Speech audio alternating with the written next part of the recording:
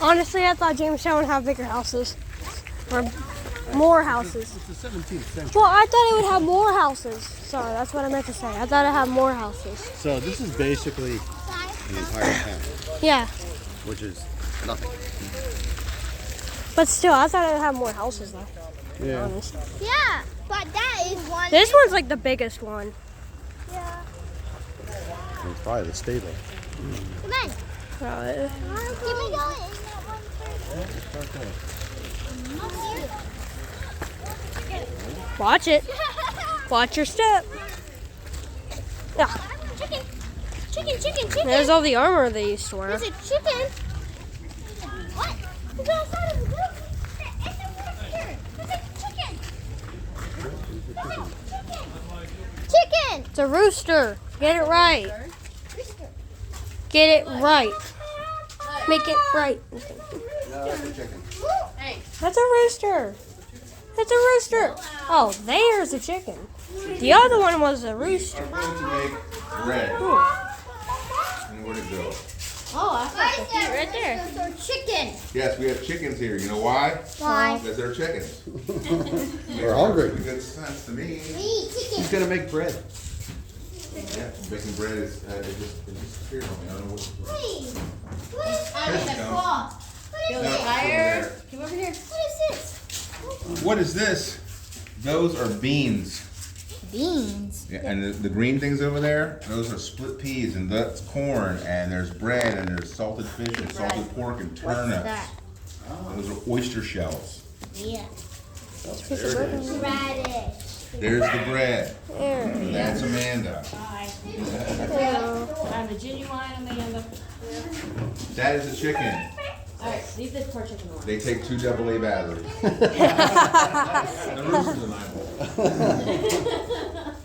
Don't chase them, okay? Just look at him. Yeah. Now the rooster's already got a name. His name is Dutch. But if you want to name our hens, have at it. Give him a name. You just have to remember which one. Yeah. Tinky. think it's Tinky. Oh, Tinky. There you go. I hope you Tinky? can remember which one is. Tinky. Okay, but Hanky? What? That's the name of an I've never apple. met anybody who raised like unicorns before. Annabelle. This is Annabelle. Sophia. Bentley. Elizabeth. Emily. Amanda, Greg. Hi, Mr. So, do you guys have questions about anything? Do you know what building you're in? No. Okay, this is a company house. They call this housing for the men. Men.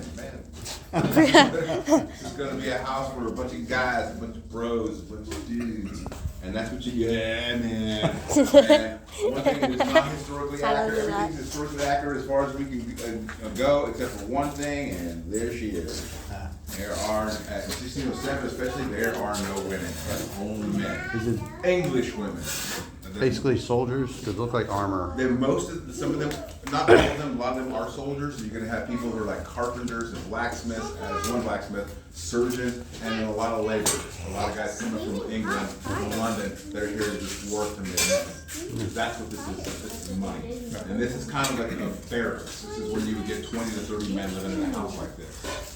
And so they go after church, during martial law, after church, they go to the storehouse, they get their rations, they come back here, they cook up whatever food they have, they eat it, and they go to work. That's pretty much how it works.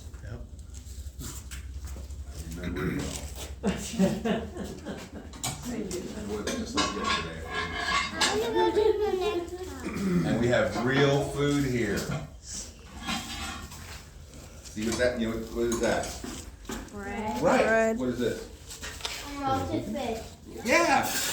Perfect. And Nice salted guess. pork and lentils and Radishes. beans and all. Yeah, no, those are actually turnips. What? Yeah. What? Radishes These? and these are almost Those right there. Wait a minute. Wait. Turn up. There you I go. got a million. I'll be here till Thursday. There you go. That's fun. So you're putting the coals on top so it cooks both top and bottom? Yes.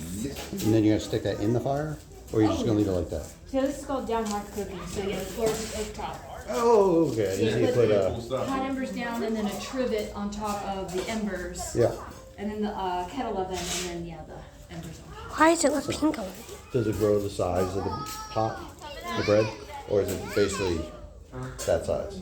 Oh, yeah. it's gonna be a little bigger than that, so it's Oh, so you don't have to take it off. Oh, it's already growing. That is- I only had it rise the one time. Okay. It was fighting it with the nether. It'll be mighty good when it's done. Cool. That's weird. Thank you.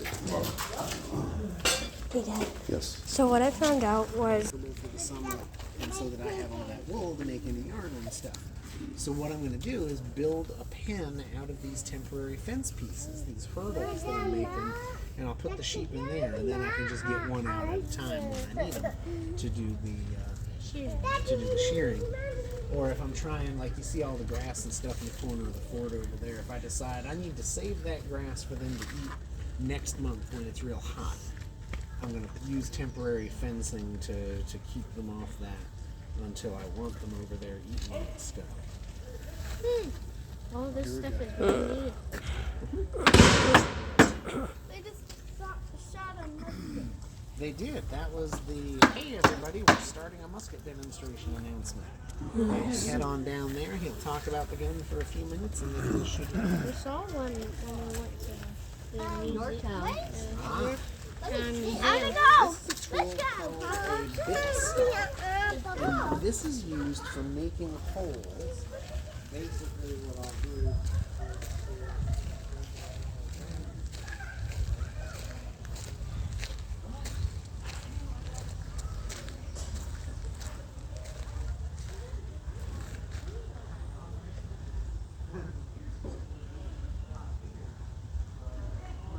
interesting.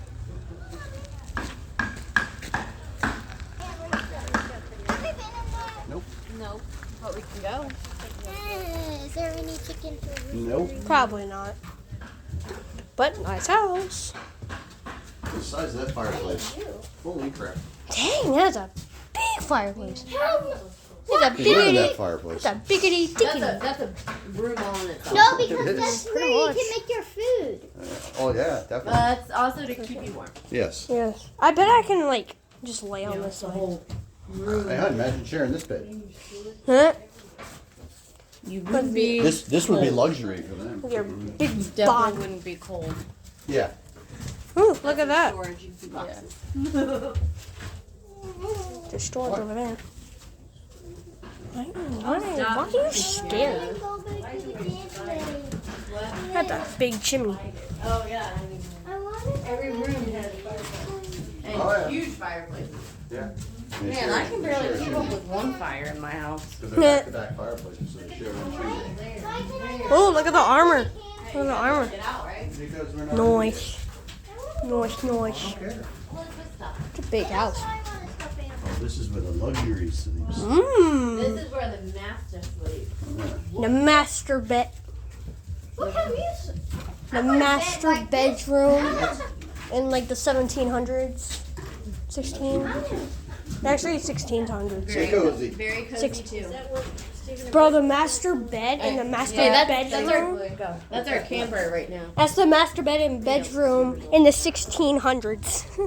17th century. Ugh. Let me check over here. I know. That's what we're looking at. Okay. Right? It is a cannon. Rah, rah, rah. No. Yeah, you can't go inside, but you can just peek through. Kind of cool. Yeah, Sleeping quarters upstairs.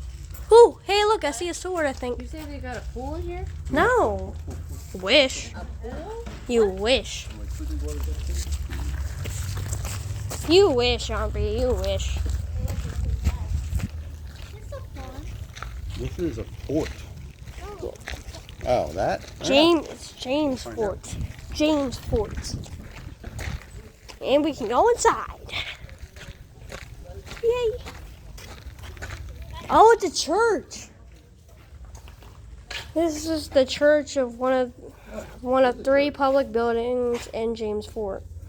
1610. Let's see, 1610 William Strachey wrote a chancel in it of cedar, and a communication table of the black walnut, and all the pews of cedar, I don't know, with fair broad windows to shut and open. A pulpit of the same wood, with a font hewn hollow, like a canoe with 2 bells at the west end. What do you see that matches his description? I have no idea. Sign's different. Oh, it's the church. Yeah. It's a huge church. Doesn't even have like good chairs, but I mean it's still like a seating place. Yeah, right? I like the unicorn. I like the unicorn instead of the lion. This is a well-built church. Oh yeah, look at that. Detroit. What are doing here? Detroit. Hey look, seat 1609. Nice. Nice. And then you got... You even hit my tooth. Sorry. What? What you? Look, this is where they'd get up. So you'd go up, and that's where they'd stand and talk. Nice. I want to be up there. No. It'd be cool. I'll be on top of the world. Definitely not going up.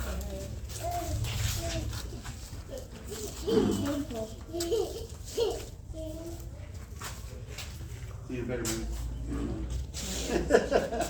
Too short on that. Gotta give him a second. How? I don't know if you're gonna get stuff down. Mine too. They're pressing on my toes. Mine are almost worn through the sole. So, nice. You want it.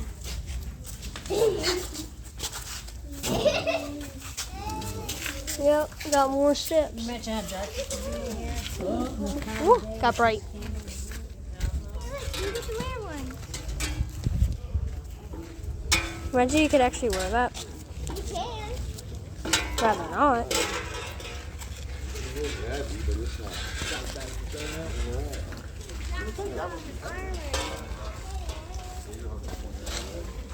Come in here. Oh, scared me.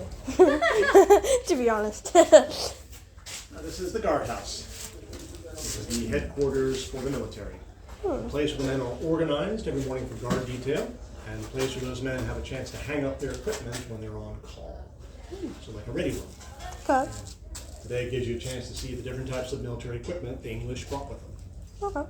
I mean, makes sense because you got all your weapons and armory and whatever placed in here, so.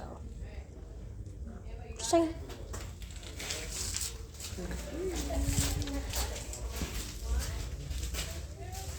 Okay, there's just up there, but I'm not even gonna look. Nice. Thank you. Sure thing.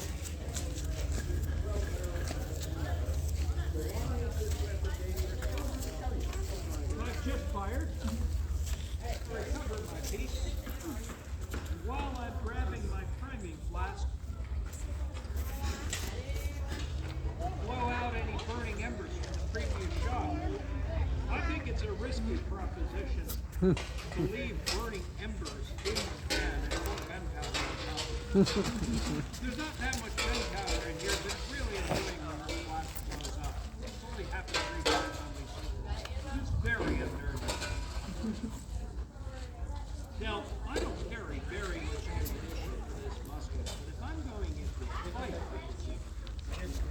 I'm going to have 15 bottles of gunpowder hanging about my chest. That's a half-pound of gunpowder in this. That's not as much gunpowder as this should have. This should a whole pound. I'm going to carry a half-pound of gunpowder in my pocket to refill that. And my match will be later burning 670 degrees. How many of you would say, be careful? I've been listening to that, definitely. So, having shaken off all the loose primer, blown off the loose primer, you're ready to move on to the next step, and that is to charge. That's what these are. Enough powder in here for one shot. Down there. Then draw forth your scouring stick. However, before I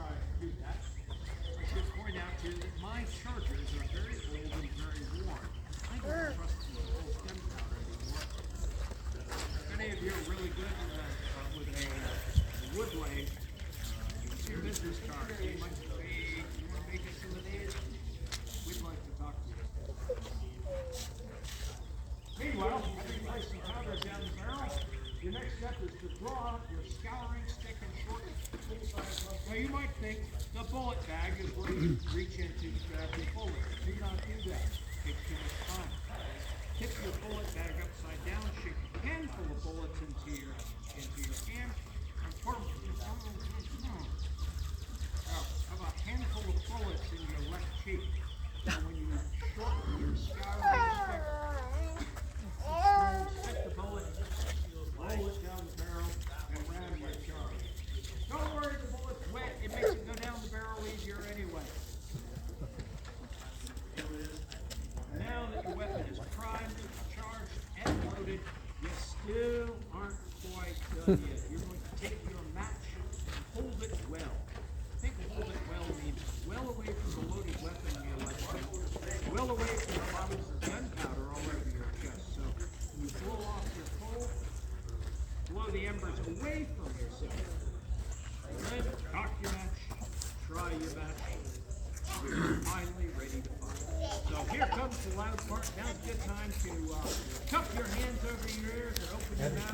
But if you're very sensitive to loud noises, I would recommend you not stand between those two buildings. It does get rather loud. Also, I see a few of you, especially the youngsters, they get the fingers in the ears. That's actually bad for your ears. So use your whole hand, like they do in the U.S. artillery. Present your piece. Give fire. Now here's the question, with a low rate of fire. How many of you would organize your men into a team so there's always at least, out of 15 men, there's always at least 3 loaded weapons pointed at the enemy? Absolutely. Might make them want to keep their distance, maybe stay outside the effective range of the musket. Does that mean they can't hit you with an arrow? Well, if they're lobbing arrows high into the air and dropping them onto you from 120 yards away, which is kind of a long range for a musket. If you get hit by an arrow that lands right there, goes through your hat and into your brain from the top of your head, don't take it personally. At 120 yards, that guy was not aimed at you. You just had bad luck. But how many of you want to trade in your hat for a helmet? And how many think if all those arrows, 10 Powhatans, shoot 12 arrows a minute, that's 120 arrows landing on 15 people.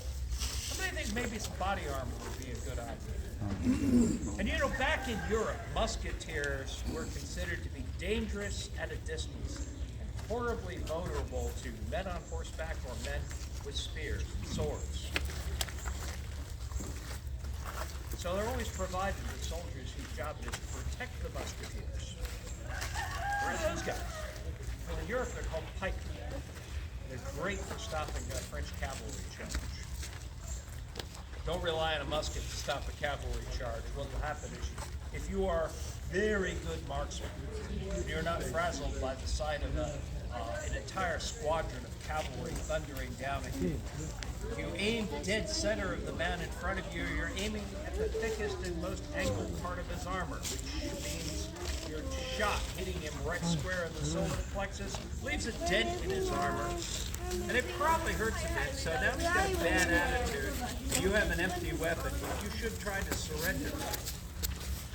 You might not like it.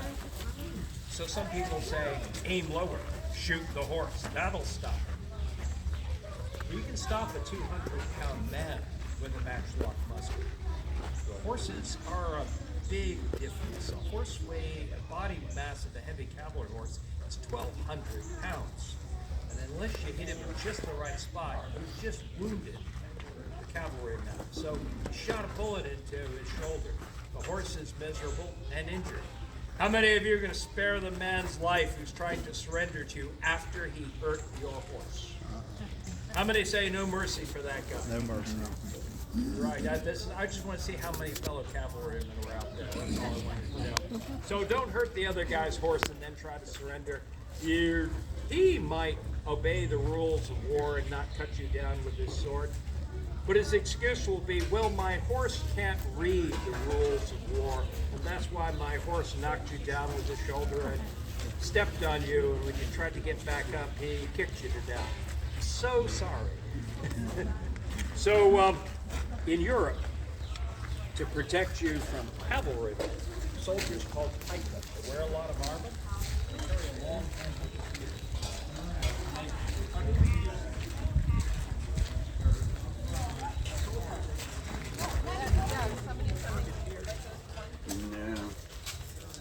No. Oh, they are Oh, now, that yeah. is. They are now.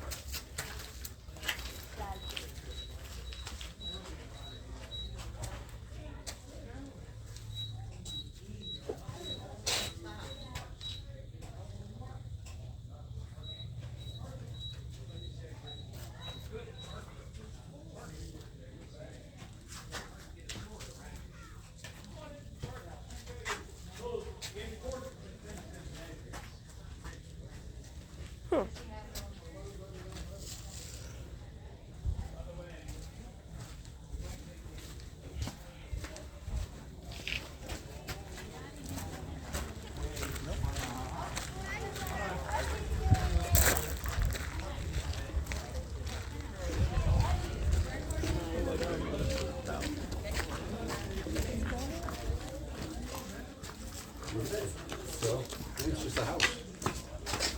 Whoa, this is already old. Well, yeah, it's 400 years old. What?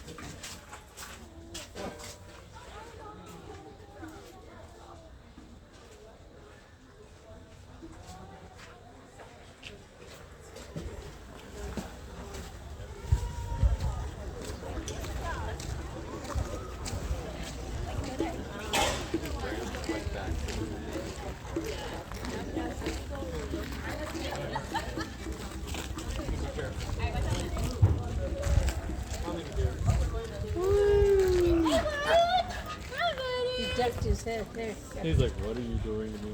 He's like, no, I'm done. He's like, what are you doing to me? His face is like, no, I'm out. I'm done. Hold on, I'm gonna try the helmet on. Sophia, stop. Annabelle, come here. Hunter, you gonna try on some armor? I look weird. That's what he is. Dang. I tried on that armor. Or the one. Not just the ball. Really? The animals. You gotta put this on too. Put that big one on. Grab the helmet. Somebody hold my phone. Hunter! It's taking a video.